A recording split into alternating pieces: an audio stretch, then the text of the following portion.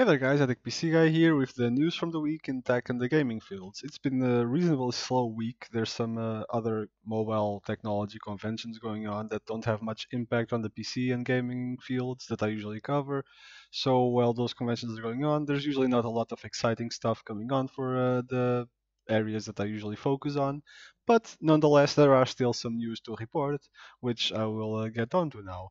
This video is a bit later than usual because I kind of have a sick dog situation here at home, and obviously that impacts my recording and editing schedule. So might be videos might be slightly more scarce. I still have a few in store, which I'll keep updating, but I'll probably be running short if I don't start recording a bit more anytime soon.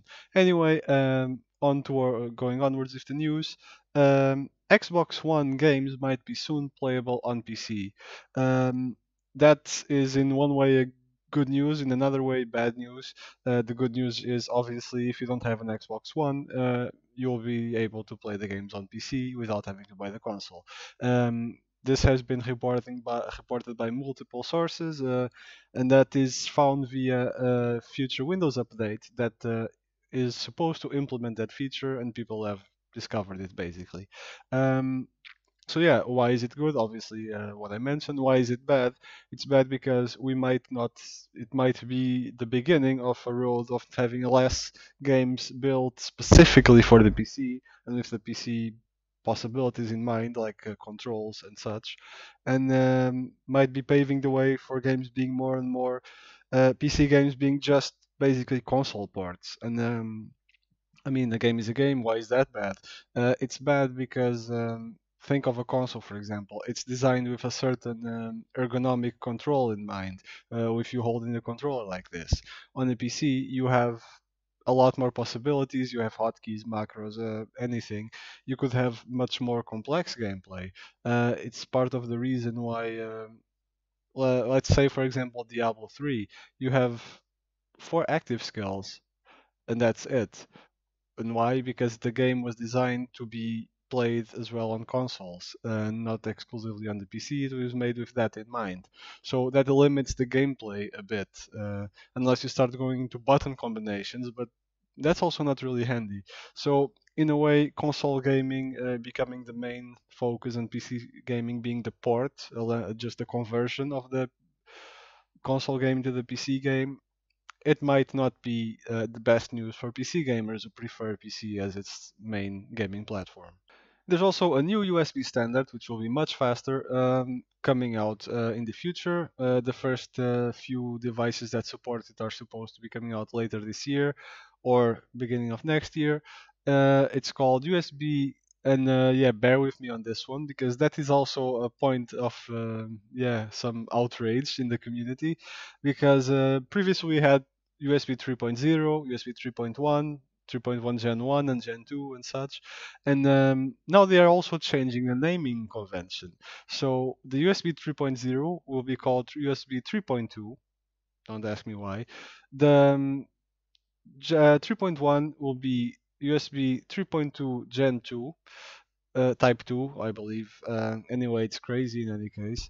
And the new USB that will be coming out, which will support higher speeds, will be USB 3.2 2 by 2. The logic of this is that USB. I'm just going to name them USB 3.0, 3.1, 3.2 for simplicity's sake, even if it's not going to be the official name. USB 3.0 supports, I believe, 5 gigabits per second.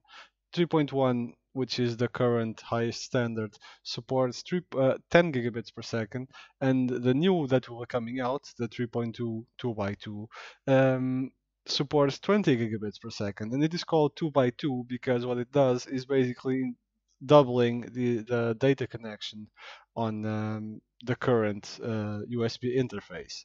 So it will only be available on USB Type-C type of connections, and you can expect to see it sometime end of this year, start of the next. It will probably be at first found mostly on enthusiast grade motherboards that will be coming out in the future, before, as usual, trickling downstream to the more mainstream products that you can find in basically any PC. Again, on the graphics cards, which is becoming kind of a trend here, um, there has been kind of almost confirmed rumors of GTX 1660 and non-TI, mind you, 1660 non-TI, so not the one that's already out, another one, and 1650 coming out in the very near future, as soon as this month in March. Um, the CUDA core count is not completely known for those cards. Obviously, it will be performing under the 1660 Ti and all the rest that is already out there, but it will also be much cheaper. The pricing is not, officially confirmed, but it is fairly certain that, for example, the 1660 Ti right now is at a recommended price of $279. The 1660 non-Ti is supposed to be coming out at a recommended price of 229, I believe, and the 1650 Ti will be coming out, I think, at or under the $200 mark as far as recommended price goes. Now that is a great news for budget builders and people that just need a graphics card to get by, or they just want a temporary one for some reason, and that is a very good alternative for it. And it's great to see new cards coming out at affordable price points.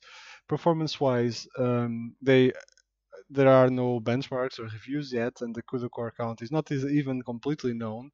But we do know that they will be coming with DDR5 memory, and we do know that they will be performing. I mean, it makes sense. They will be performing uh, better than the similarly named cards of the previous generation. So the 1650, you can expect an improvement definitely over the 1050, for example, uh, and the 1660 you can expect an improvement over the 1060 from last generation, obviously, and the prices are also more affordable than those cars were at launch. So yeah, at first sight, it seems like a good release from Nvidia at the correct price point and correct performance point, but we'll have to wait for reviews and see. And as usual, remember, no pre-orders unless you're really desperate. Now, a little bit more news on graphics card, this time from one's not even yet out. Um, this is from Intel, actually. Now, we all know that Intel is trying to get into the graphics card business and it's investing heavily in that direction. Now, some benchmarks have been leaked from the Generation 11 processors that Intel are also developing, and those benchmarks show very promising gains in terms of the integrated graphics card. So not yet the independent discrete graphics card that we know from NVIDIA and AMD, but the integrated graphics cards that are present in most GPUs for people that don't have discrete graphics cards. Now, while that is not exactly amazing for those of us with more specialized hardware that like to game and edit videos, that sort of thing, it does show very, very good gains in terms of comparison to previous generations. And it does imply that it does imply that AMD are trying to solidify their work in the graphics department, and they are doing it from, let's say, from the ground up, starting with the basics that they already know, improving it, and then applying some of that knowledge and technology to their discrete graphics cards. Now, I'm not super technically savvy of how is a graphics card built and programmed and how are the circuits, how similar is it to an integrated graphics chip in the processor. But it does show that they are focusing on the graphics department in terms of development. And well, let's see what comes out. Maybe we'll have a third player in the graphics card market, which would naturally only be good for competition.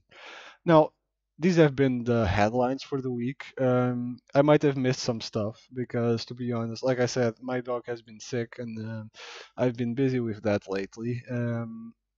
So yeah, the like I said at the start of the video, the release schedule for some videos might be a bit affected. I might upload a little bit less. Um, Not necessarily now, but in the past few weeks, the next few weeks, I mean. This is because I have some videos recorded in advance that are already, I already have them scheduled and they're going to come up when they come up. But I have not recorded much in the meantime. So what I have recorded less, you're probably going to be feeling it um, 2 weeks from now or something. There might be a bit more time between each video. Doesn't mean I'm going to stop, just might be Instead of a video every 2 days, you might have a video every 3 days or four. But I'll pick it back up and I'll try to do my best to keep a steady supply of videos for you guys to enjoy. Now, this has been Attic PC Guy. Hope you have heard some news that you were not aware of and that they are interesting to you. And I will see you next week.